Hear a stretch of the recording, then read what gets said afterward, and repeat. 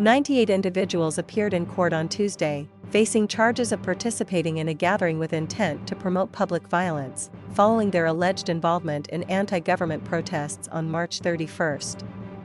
The group has been remanded in custody until April 10, when a ruling on their bail application is expected. The arrests follow calls for demonstrations against President Emmerson Mnangagwa by expelled ZANU-PF Central Committee member and war veteran Blessed Geza. Of those arrested, 95 appeared before Provincial Magistrate Ashanisu Matova, while 3 others, Morablasing Komu, Jennifer Chimange, and Shabil Maduv, appeared separately before Provincial Magistrate Ruth Moyo. The trio was apprehended at the Copacabana bus terminus, while the remaining 95 were arrested at Robert Mugabe Square, also known as Freedom Square. Prosecutors have opposed bail for all 98 individuals.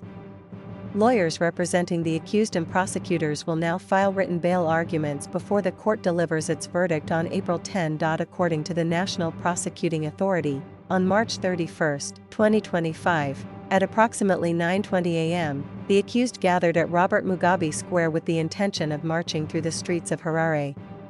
The NPA alleges that the group also intended to proceed to the State House of Zimbabwe and forcibly remove the constitutionally elected President Emmerson Mnangagwa. The NPA further claims the accused were making their vows of removing the president, saying, "Enough is enough, Mnangagwa must go, ED must go Nesbigananda Zvake.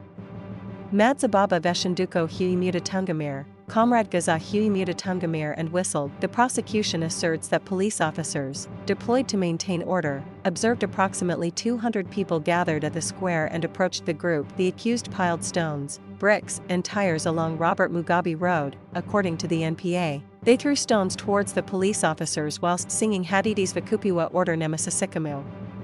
They also took pictures and videos which they posted on various social media platforms. The prosecution states that individuals 1 to 94 were arrested at the crime scene, while accused 95 was arrested at his residence after being identified from circulating pictures and videos. Meanwhile, Zimbabweans also took to the streets in Pretoria, South Africa, protesting against President Emmerson Mnangagwa's government and the extension of his term in office. The protesters first gathered at the Union buildings in Pretoria, where they pleaded with South African President Cyril Ramaphosa to intervene.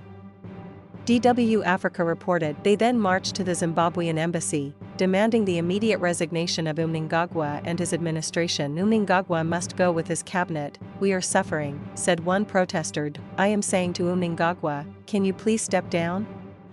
Another protester added. The leader of the protest, Silwangani Cube, also weighed in, saying, "Please, Mnangagwa, the honorable thing you can do now is step down."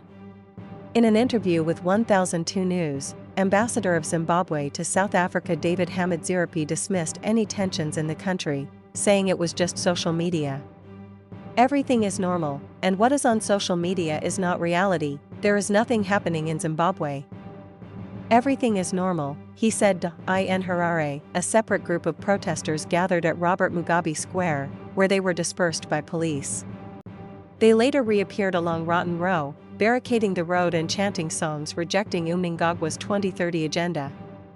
Police again dispersed them using water cannons and tear gas. A large police deployment in Harare and other cities on Monday largely neutralized a call by war veterans for large protests against plans to extend President Emmerson Mnangagwa's rule and rampant corruption.